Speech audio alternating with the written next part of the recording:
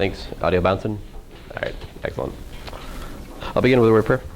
So, dear Heavenly Father, we thank you again for this opportunity we have just to come together, study your creation. I just ask that you be glorified in what we do here this morning. Lord, in your name I pray. Amen. All right, so I'm going to start by doing a little bit more polar graphing. And then the majority of today I'm going to spend trying to describe to you the concept of a parameterized curve. In other words, I'm ignoring the book. So I hope you can forgive me. Let's start with this example. R equals sine 3 theta. Graph this in the xy plane. All right, so what I do, just like we did yesterday, is to first create a graph of the sine 3 theta function versus theta. All right. So, of course, it's a sine function, so it does like so. Whee! All right, so if we analyze this, you see we're going from radius 0 back to radius 0, right? As we traverse from 0 to pi over 3. So if you look at that, that means there's going to be like a pedal from between 0 and pi over 3, right? I'm swinging all the way out here to radius 1 at pi over 6. And then I'm swinging back into the origin. This gives me this red pedal here, right? Okay. Then, my next thing is go to pi over 3 to 2 pi over 3. I'm again going from 0 back to 0 again for the radius and swinging out to radius minus 1 here. Now, but the r is negative, right? So that would be from pi over 3 to 2 pi over 3 would be technically in here, right? But we have negative radius, so that means that we're 180 degrees on the other side. And as you can see, we continue past the red into this blue pedal down here, like so. All right. That brings us to 2 pi over 3 to pi, positive radius again. So indeed, the green will actually be between angle pi and angle 2 pi over 3. And that gives us this green pedal, like so. At that point, we're to angle pi, and we're going to have like this, right? So pi to 4 pi over 3 would be in here, right? But yeah, but it's negative, so it's actually the opposite. And we're back where we started again, right? And then we'll just keep looping and looping and looping and looping and looping and looping and looping and looping and you get it. So that's it. It is a flower, if you like, with 3 petals.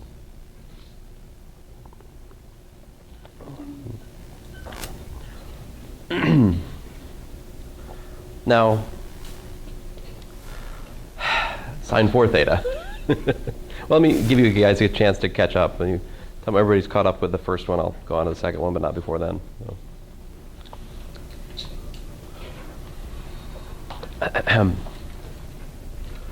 Of course, we could plot this with the Desmos that I was showing you guys yesterday, right? And that'd be pretty. And if you had enough time, you could fiddle with it and even animate the drawing, right? If you wanted to. Or you could use Mathematica. I just have not the patience to install it in my machine. Yearly licensing is a no-go for me. I want no part of that. Sorry. All right, so sine of 4 theta. Now, sine of 4 theta, are you guys with me? Can I start this one? So again, I graph the sine function. 4 theta just means that it's like compressed, right? So it goes full cycle in 2 pi over 4, which is pi over 2. So to go from 0 back to 0 again, I do it in the first pi over 4 radians, right? So the first, between 0 and pi over 4, I get this first loop. And then from pi over 4 to pi over 2, I would be up here, right? But r is negative, so I'm actually down here. So I loop down here. And then you're to 3 pi over 4 to pi. Excuse me, you're to pi over 2 to 3 pi over 2. So that's this loop from this one. And then I go 3 pi over 4 to pi, which would be here, right? But it's negative, so it's actually this purple loop over here. Then I'm to pi to 5 pi over 4, right? which I've done in pink, pi to 5 pi over 4 is down here, right? It gives me this pink petal, like so. That brings me to this one right here, 5 pi over 4 to 3 pi over 2, which in principle would be here, right? But r is negative, so it's up here. It gives me this black petal, like so.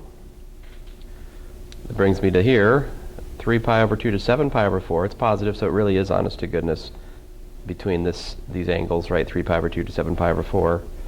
And I get this petal. And then finally, 7 pi over 4 to 2 pi. That would be here, right? But r is negative, so it's this blue petal over here. You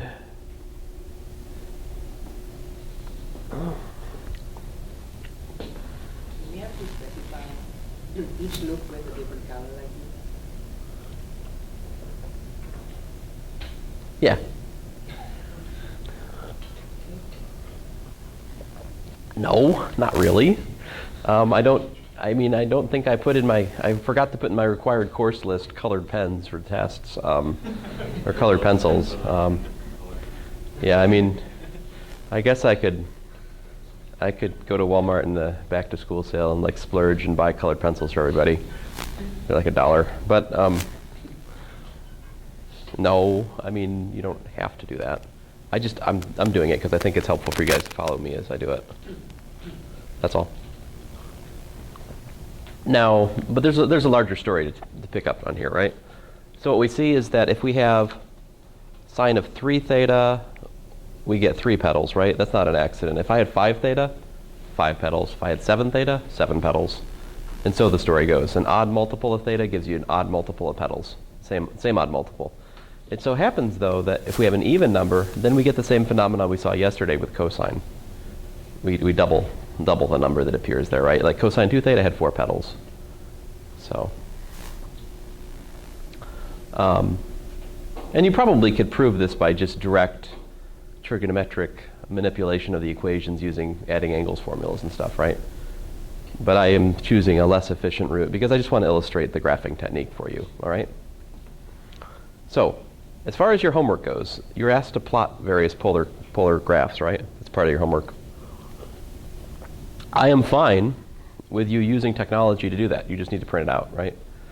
Like if you use Desmos or something, print screen, or whatever works for you, but you should print the graph that you're creating that's relevant to the problem, right? That's fine, you can do that.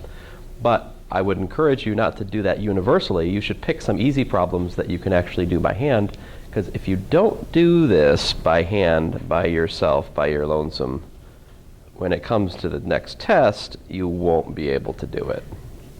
Watching me do this is simple, right? You doing it is also simple once you know how to do it, but not before then. So,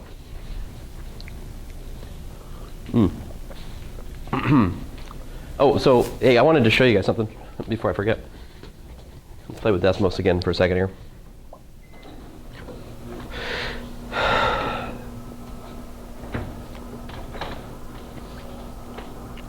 Yeah, so I thought about the layout of the chapter, guys, and like the course schedule that I have, I just follow the chapter, right? The end of the chapter, he eventually gets to parametric equations. In my experience, there's something conceptual about parametric equations. It takes you guys a little bit longer to really wrap your mind around. I wanted to hit that sooner so you have more time to absorb it. That's why I'm doing it out of order, and I think it'll be for your benefit.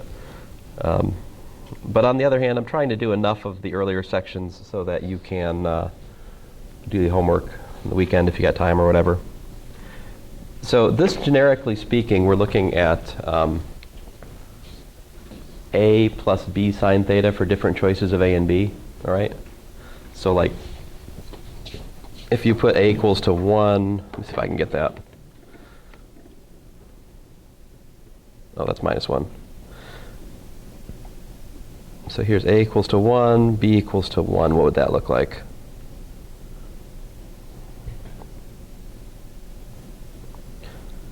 What's the author call this?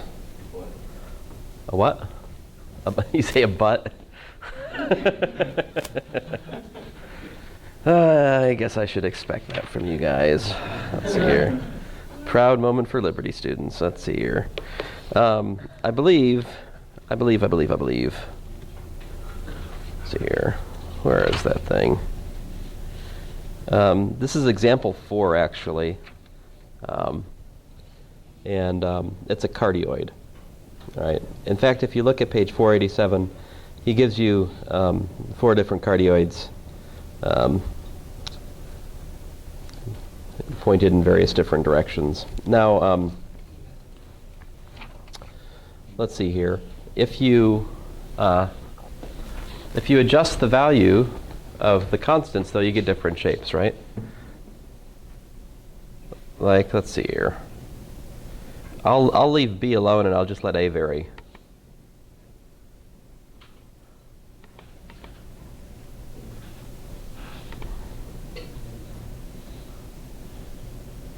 So I guess once it gets past a certain point, it looks a lot like a circle. It's only actually a circle for one value, I think. Let me see if I can. Let's just let it go from, say, -2 to 2, and I'll make it take its time.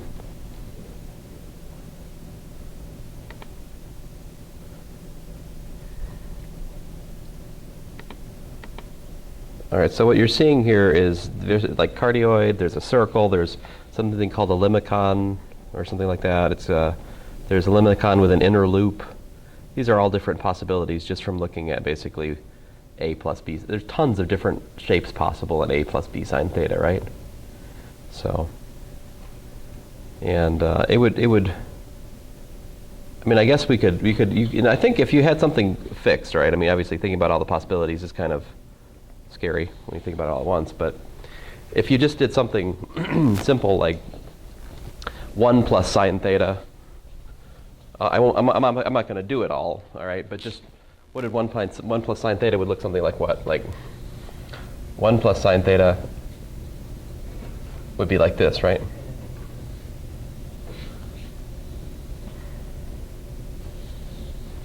So you could think about that, right?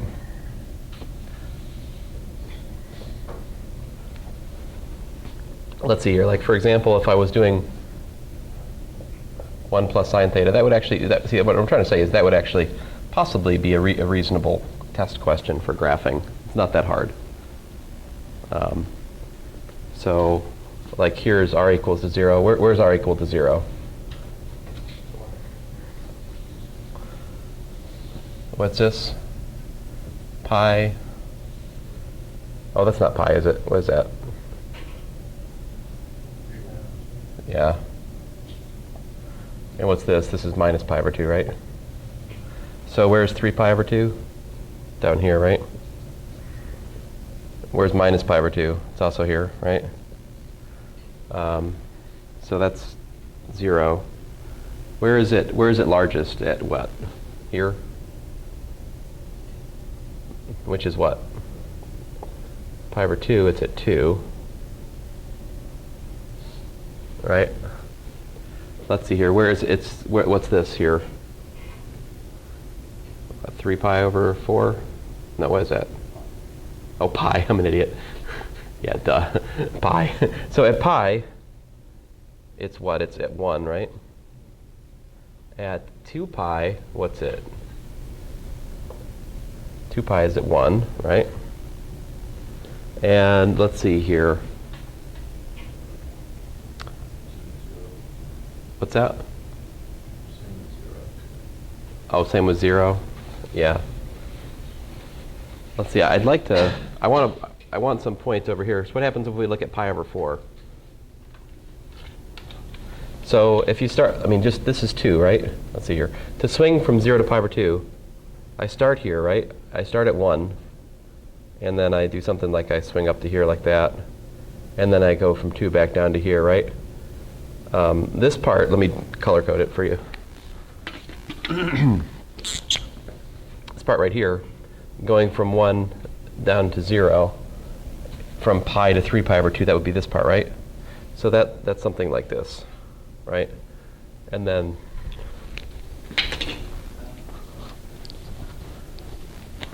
And then this will be like that. And then you're back where you started again. There you go.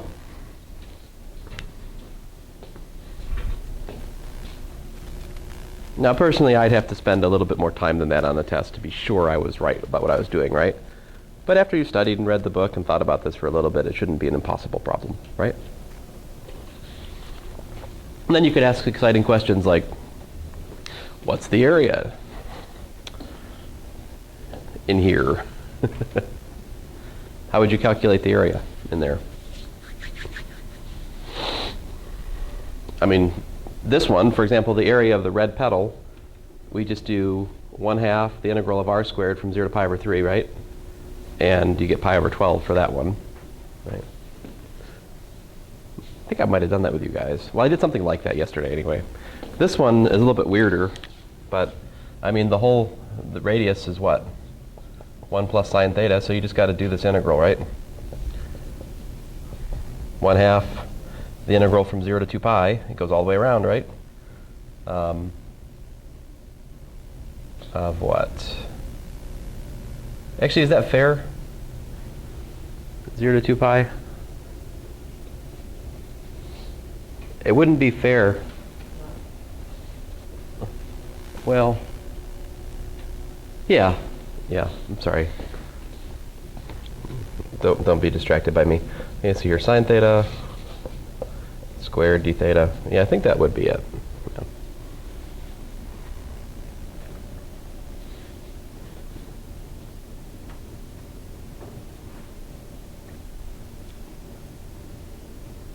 Which is what?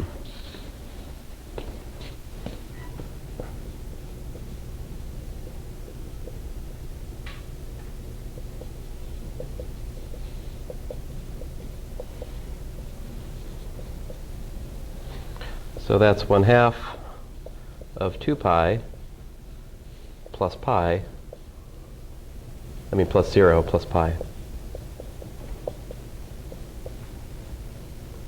3 pi over 2.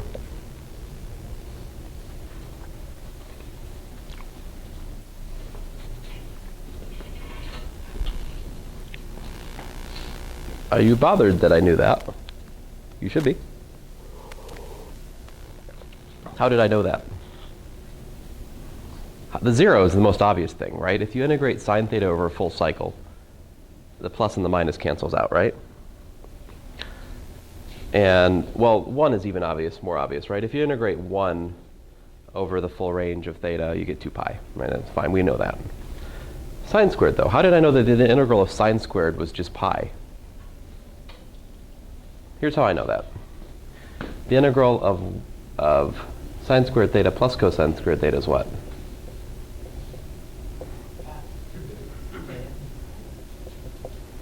Two pi, right?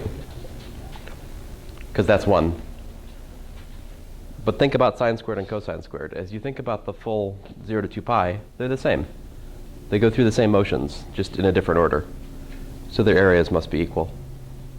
Consequently, the area under sine squared is a pi, and the area under cosine squared is pi, going from 0 to 2 pi. And that's how I knew to put pi there.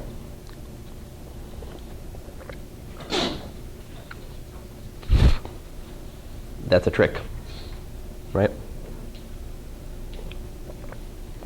You can do the double angle formula and go through the motions if you must, but anyway. Any questions?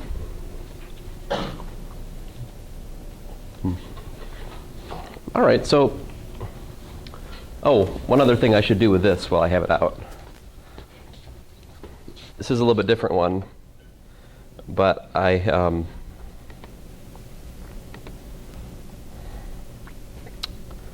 forget this one.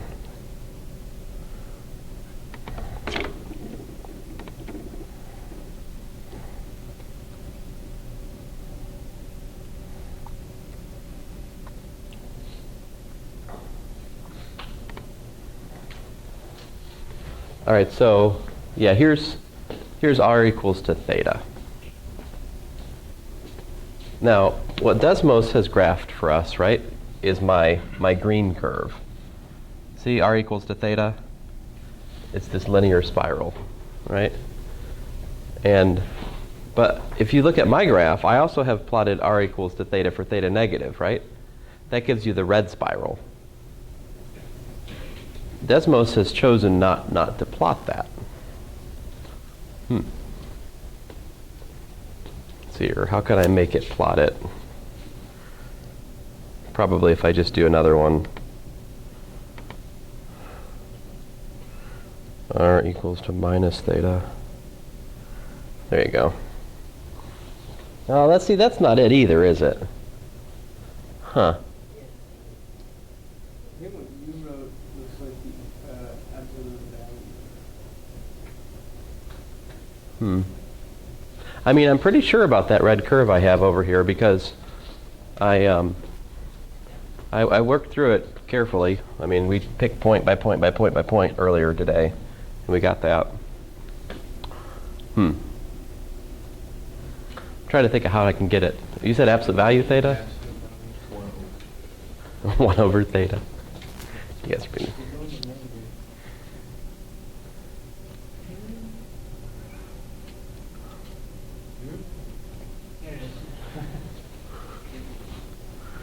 Yeah, I think we're right back on top of where we started again. Oh, I know. You know what it should be? What's the relation for negative? How do you get to negative r? You do what?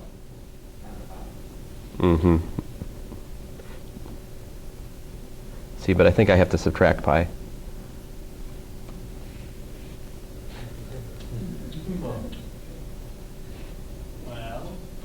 Huh. Still not what I want. Huh. What on earth? All right, well, anyway. What would 1 over theta look like?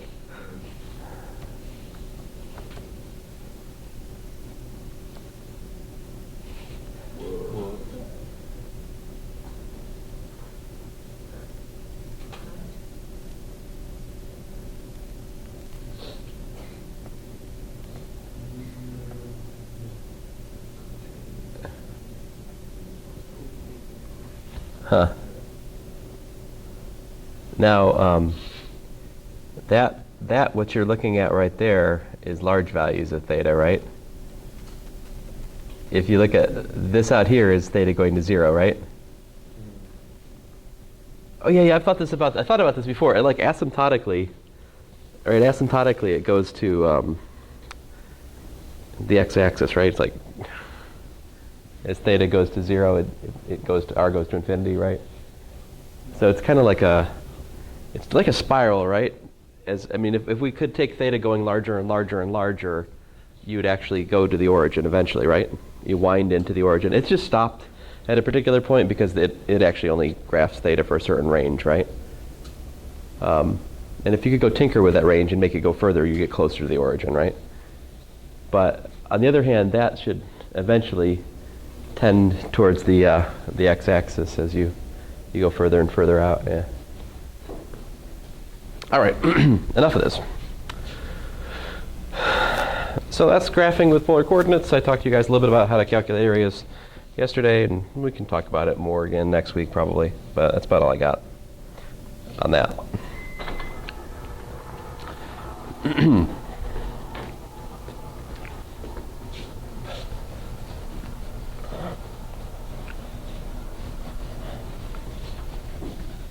So, our next topic. So here I'm going to be a little bit abstract here to start with because I need to introduce some concepts which probably are unfamiliar to you. They're probably not in the book either because, well, yeah, who knows why. So here's the deal. Let's start with a definition. Suppose you have a subset of the reals, all right, some interval. We usually have in mind a connected subset. And you have a function, all right, the function, it maps from this interval to some set S, all right? Then what you say is that this phi is a path in S, all right? So a path is a mapping from some subset of the reals into some space. You could talk about a path in R2. You could talk about a path in R3. You could talk about a path of matrices. Talk about a path of cats if you happen to have a set of cats around. I mean, whatever. The notion of a path is a very, very general idea. All it means is that you're looking at a function from the reals into some space. All right? That's it. So we're mostly focused in here on paths in R2. So if you're talking about a path in R2, all right, you can write that in terms of two things. You've got some function of t in the x component. You've got some function of t in the y component. I've just called them f and g. That is not a privileged notation, all right? There's nothing reserved about f and g here, okay? Or t for that matter, although I'm going to use t as the parameter for today. So this t is called the parameter of the path.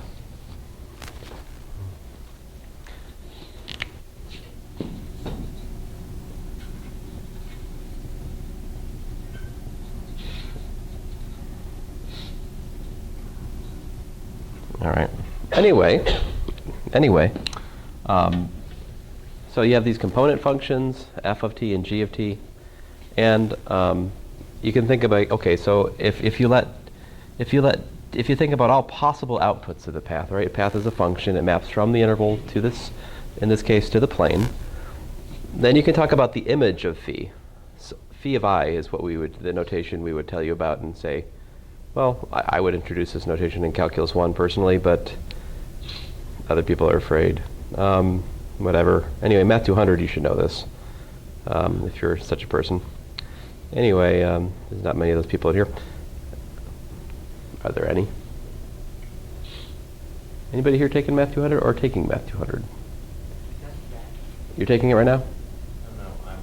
You will take it, yeah. Every so often we have a Calculus 1 student who we just send to Math 200 jointly with Calculus 2, but it is not technically allowed by the prerequisites, but we'll make an exception every so often. Anyway, so this is just notation. This means this is the set of outputs for phi, all right? It's the image of phi. More specifically, it's phi of t, all right, such that t is an element of I. What this is it's the set of points covered by the path.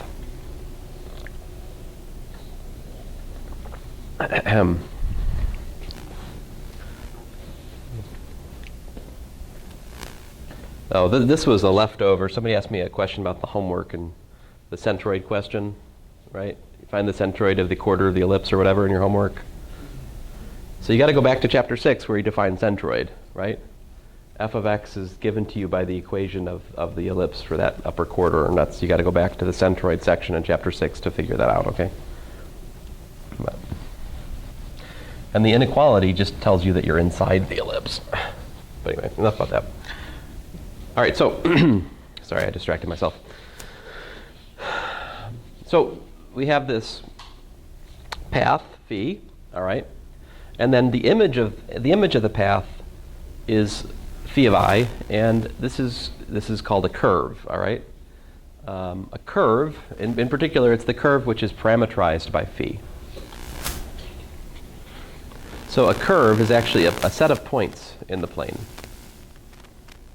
You studied curves already, right? Circles, hyperbolas, lines, other weirder stuff, right? Like these are curves, right? So a curve is much more general than a graph, right? A graph has to do what? It has to satisfy the vertical line test, right? But a curve does not. A curve is just some set of points in the plane. Now, mostly, up to this point, you have been describing curves by their Cartesian equation, right? A curve is the solution set to some particular Cartesian equation. And that's kind of a hands-off approach, right? So what is a curve? It's, well, you look at this equation, any point which satisfies that is on the curve, right? think about that. It's kind of an indirect description, right? This parametric description I'm about to try to explain to you is, I would say it's more of a hands-on description. It actually tells you points on the curve that you're parametrizing directly. Now, this phi is kind of a dangerous notation for us in here because, well, phi is not like the others, right? It doesn't belong. It's a pair of functions, right? So that makes us nervous in here to use just a plain letter to denote it. So just to emphasize that the path is actually a pair of functions, we use this symbol here, which is the vector symbol. So we might instead say that phi of t is equal to r vector of t to emphasize it's actually a pair of functions, all right? Now when you read the text, probably he emphasizes this viewpoint over here, which is that it's a pair of functions. You have x equals to f of t, and you've got y equals to g of t. I personally prefer this vector viewpoint because it emphasizes that the path is actually, it's the f and the g together. They're not separate, okay? They're part of a whole that's describing the curve parametrically. Okay, so let's just start with a really simple example to try to understand better. Let's try to plot curve parameterized by r of t equal to, let's see here, I don't know, 3t. And the thing about this is it only makes sense once you give a range. So let's say -2 less than or equal to t less than or equal to 3. I'll make that 5. All right.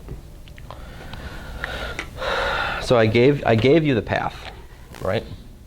I gave you the path here, and I'm just asking you to plot the path and describe the curve.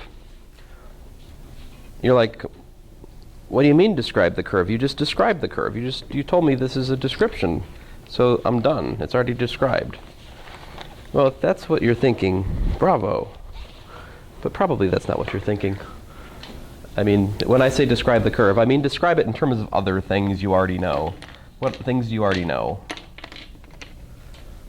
Cartesian things, right? Okay. So here's what we do. We make a table. Pretty low tech. T, X, Y. And you just face the music, right? Here we have X is equal to 3 and Y is equal to T. These are the parametric equations for the path. All right. And what do you plug in? Well, maybe just some representative points. I guess we're starting at -2, and then, I don't know, maybe 0. I'll throw in 2 for good measure, and 5. That ought to do it. In fact, I probably don't even need to do this, but I'm doing it so that everybody understands, hopefully. Now, X is equal to what? 3. All right, so that's kind of a non-event here, right? And Y is equal to what? Well, that depends. Let's see here. -2, 0, 2, and 5, because Y is equal to T, right? All right. I'm going to come over here. I'm going to plot it.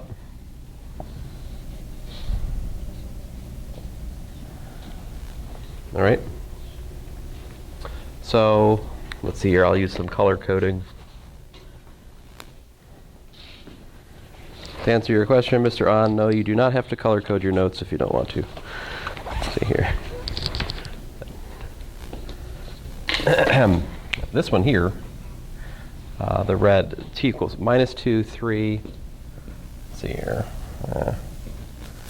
1, 2, 3. So that's like here, roughly speaking. All right. Then 3, 0 is where? Right here, right? then what?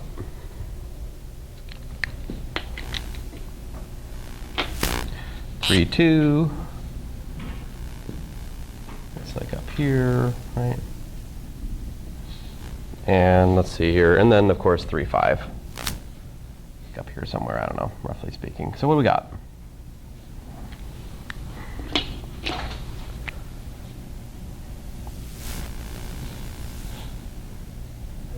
A line, right? And it goes from that point to that point. So you could draw a little arrow on it to indicate its direction if you wanted to. Yes, sir? Oh, yes, thank you. Golly. What is wrong with me? Well, many things, but anyway, there you go. So how would you describe the path?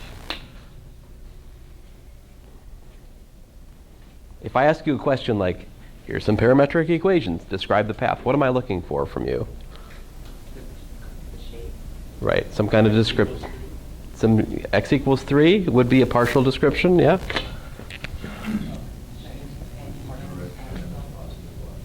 X equals 3 from what? For what, though? For what? You say minus 2, less than or equal to y, less than or equal to 5, yeah. So there you go. That's a good description, right?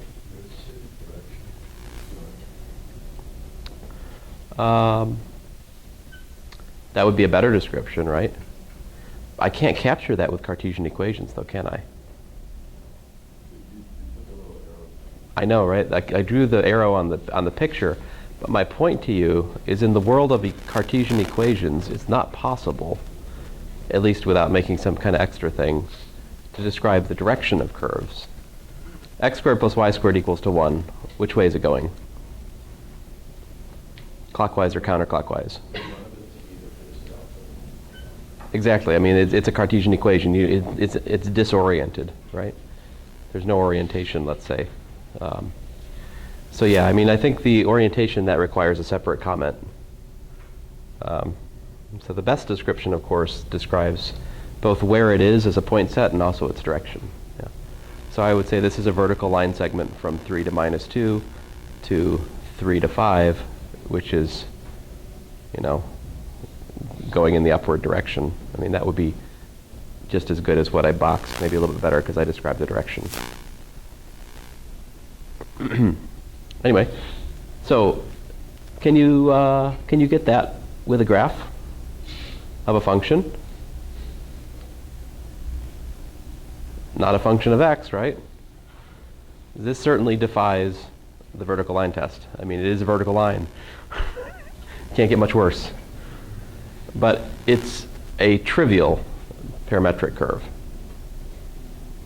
So what possible shapes can you get with a path? Like what can you describe geometrically with a path?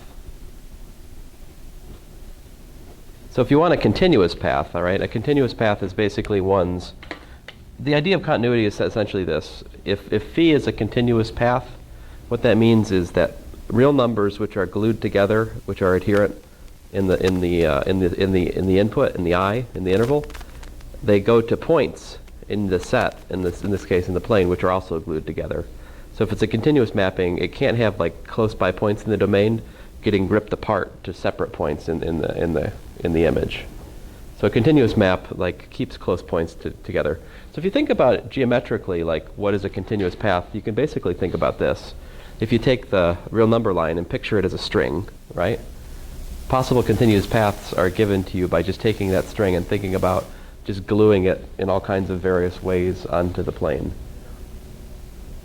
So like pretty much anything that you guys will think of and that I will think of will be a path, right? Like here's a path.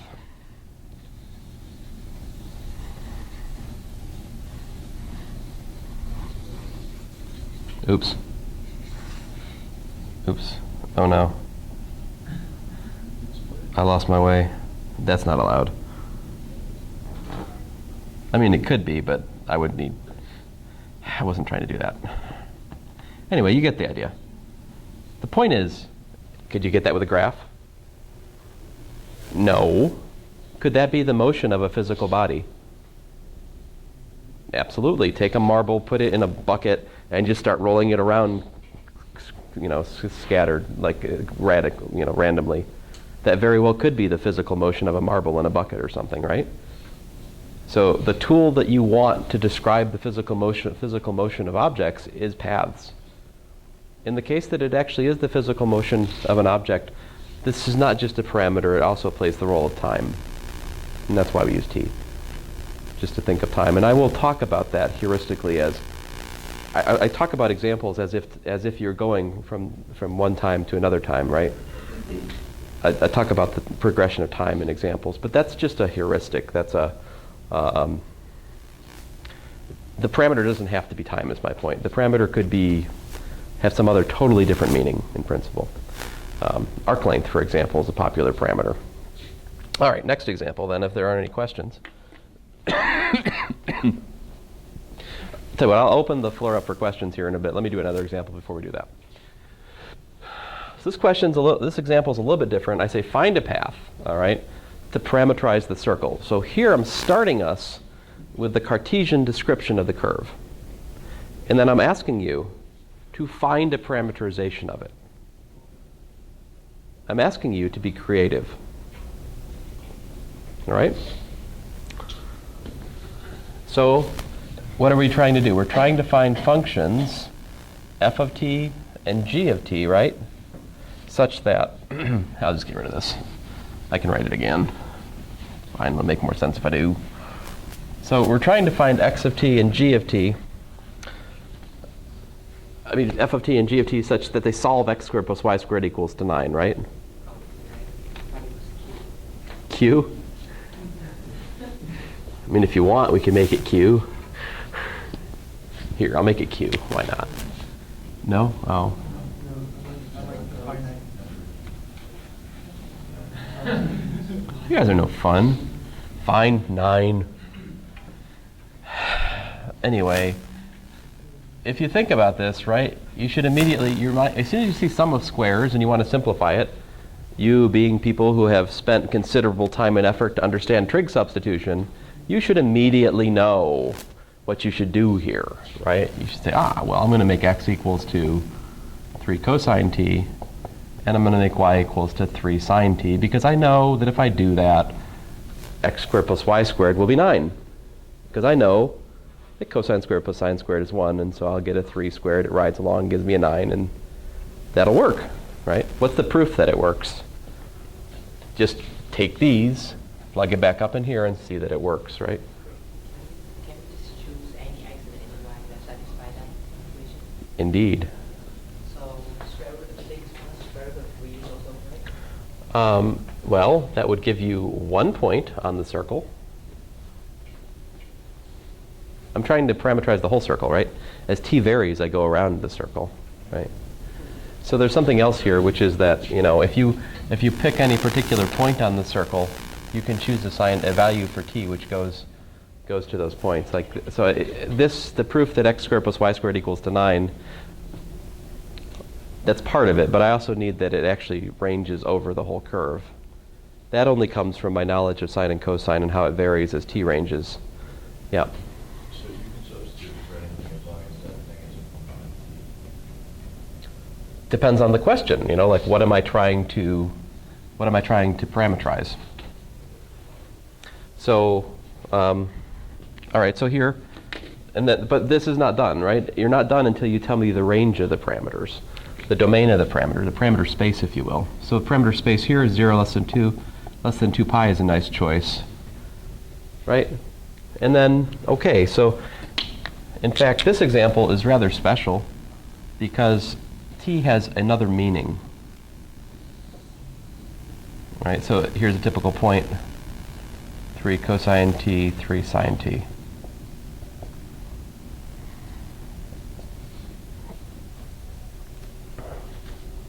How do I know I get the whole circle? Well, I know how cosine and sine work, right? They range from, the cosine is -1 to 1, and in the appropriate fashion, right? I mean, in other words, the reason that I know that this formula covers the whole circle is really because t means what, beyond being time? it's actually what here in this example? Theta. Yeah, it's actually theta, right? In fact, geometrically,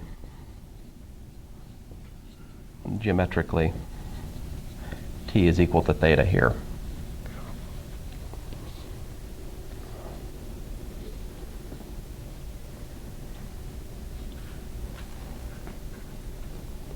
Bonus comment. If I wanted a parameterization of this, what I would do, I would say R of t is equal to,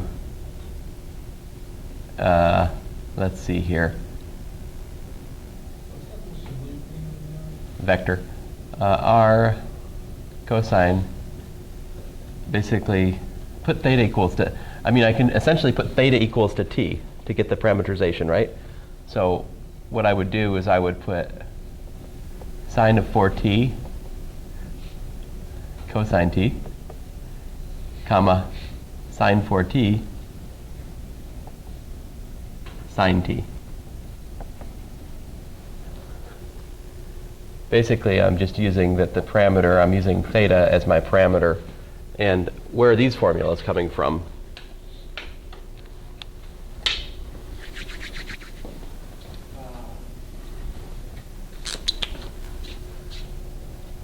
We know x is equal to r cosine theta, right?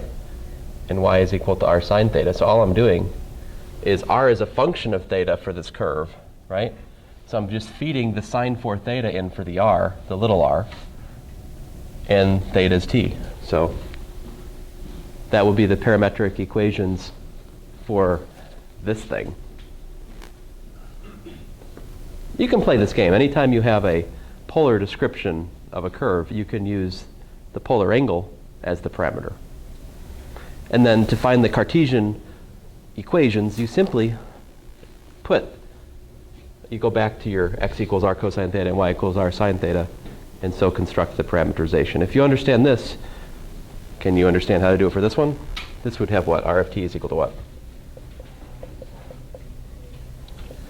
Sine 3t cosine t, right? Sine 3t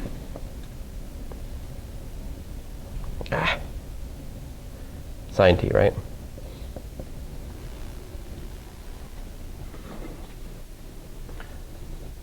You guys seem like you doubt me.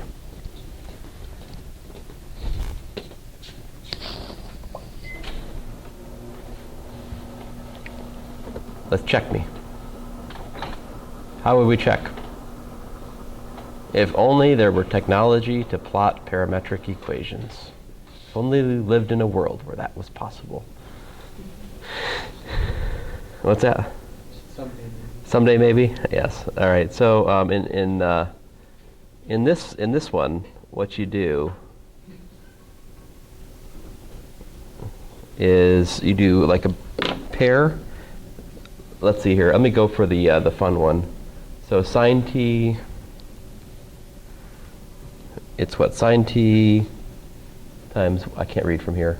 Oh, sine 4t, wasn't it? Ah, stop that. Cosine t.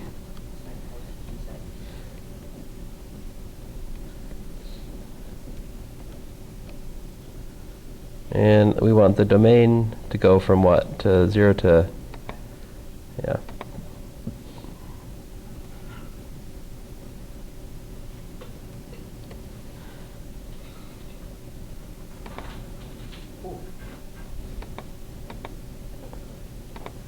There it is. Now, what if you just, and the thing that's so neat about parametric equations and the parametric way of looking at curves is if I just want half of this, all I do is cut down the parameters. You know, there's part of it, but not all of it. You know, if you just want one petal, you just limit the range of t. Of course, you could limit the range of theta over there just the same, but this way of thinking parametrically is very powerful. All right, let's look at another example. I'll put this away. Oh, I guess I should. I mean, there is something you guys are starting to pick at here, and I will admit there are many other parameterizations, right? Like I could also say R2, I would say lambda, and I could use something like, I don't know, 3 cosine of e to the lambda, 3 sine of e to the lambda. I mean, I could do that. Where, let's see here, I don't know,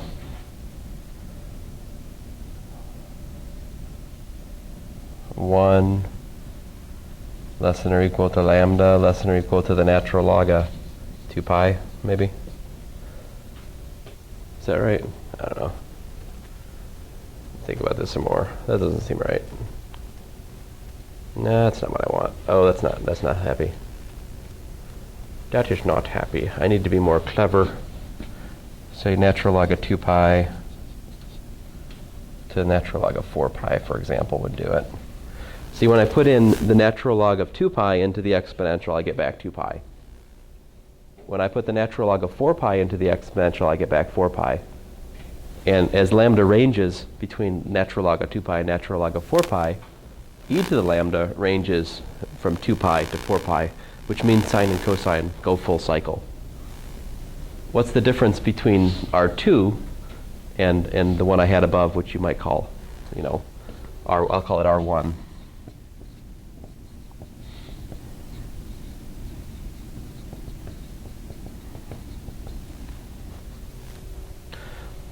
I mean, the difference is really, in some sense, how fast you go around the circle, right? Well, I mean, they're really qualitatively different, the way the path is traversed. If you think of lambda and t both as time, if you think about time t, you're going at a uniform speed. You're going around the circle at constant angular velocity, as we call it in physics, right? If you use R2, well, the exponential is increasing, right? So you're going at an increasing speed, lowest speed at 2 pi, and it increases faster and faster as you go around. So like the way you're tracing out the circle is not uniform. It's the same point set though, right? The same curve is parameterized by both of these paths. So for a given curve, you have infinitely many choices, in fact, of how you can parameterize it. So when I ask you to parameterize a curve on a test, as a grader, I have to be very open-minded. You have infinitely many choices, right? I'm just looking for one correct choice. But there's kind of natural choices, all right? Like, let's look at another kind of standard example. And this time this is an uncreative example, okay? I start with the parameterization. It's given, cosh t, sinh t. Then the question is to describe the curve, all right? So I make my table. I got my 0, which is that point. And then if I put t equal to the log 2, well, the sinh of log 2 ends up being 1/2 times 2 minus 1/2, which is 3/4. The cosh of the log of 2 is 1/2 times 2 plus 1/2, which is like 5/4. So I get like 1.25.75 from my time natural log of 2, and then from time minus the natural log of 2, I get 1.25 minus 0.75. So after a little bit of work, I get these 3 points, chunk, chunk, and chunk. And then if you use your imagination, you can see that they continue to a hyperbola, right? You could plug in some more points if you want to be more certain, right? The more points you have, the more certain you are. But the reason I know it's a hyperbola is because I have independent algebraic verification of that, right? It's always a good idea when you're describing a curve, when you're trying to understand, to describe a given parametric curve, what does it look like? You should plug in a few points, right? That keeps you honest. But if you really want to understand what it is entirely, it's sure nice if you can find some kind of algebraic characterization of it, if you can link it back to Cartesian things that we already know. So the question is this: what is the Cartesian equation of the curve which parametrized r of t, cosh t, sinh t? All right. So we have x equals to cosh t, and we have y equals to sinh t. Those are the so-called scalar parametric equations of the curve.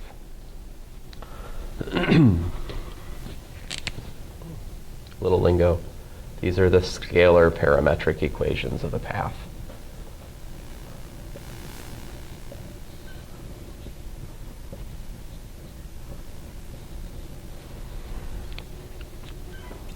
All right? And then what's your goal? Well, your goal is to eliminate the parameter, right? I want a Cartesian equation. There needs to be no t. How do you get rid of t? Well, cosh squared minus sinh squared seems like the way to go, right? That's equal to 1. That gives me x squared minus y squared equals to 1. Now, that gives me back the red curve, but what else does it give me?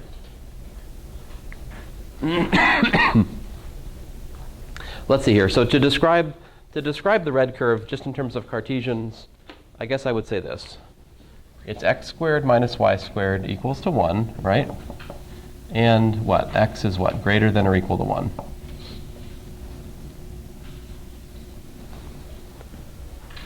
Again, I have failed to indicate its orientation. I should say traveling upward, perhaps. Right? I couldn't really say going left or right because it's going left one way and right another, right? So kind of stuck with it's going upward. Like so. All right? But look at the equation over here, right? X squared minus y squared equals to 1. It's kind of just like this, right? If you look at x equals to 3, independent of the inequality, you got the whole vertical line, right? So without throwing in that inequality, it doesn't quite pin it down.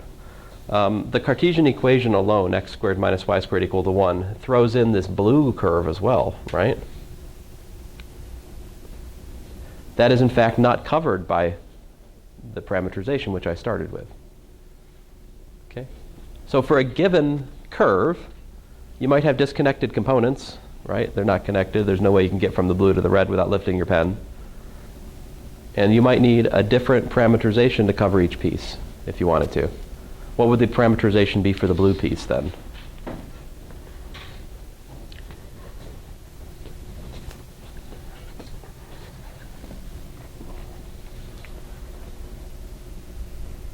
Oh, I'm sorry, I'm pointing at it. I'm asking you a question and I'm answering it. Sorry about that. Oh, well, don't look at it. Tell me what it would be. It's too late. Sorry. It's too late. It's too late. So y equals sinh t is the same, right? The y is going for the same. It's symmetric to the red curve, right? It's the same kind of story for y. But x is minus what it was on the other side, right? So you just do minus cosh t. And these formulas will give you x less than minus 1, and y ranges over all values. And that stays on the hyperbola because it satisfies the Cartesian equation for the hyperbola.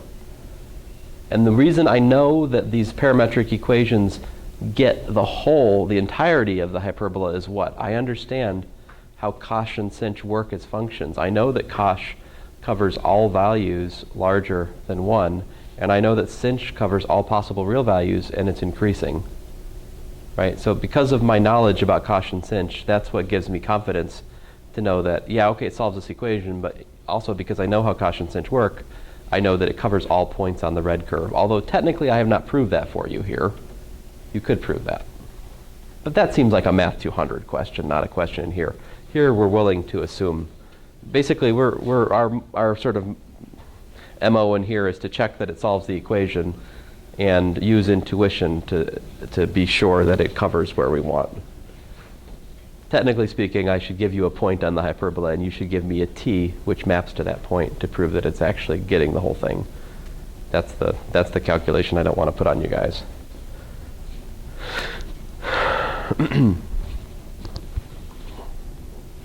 Questions? Yep.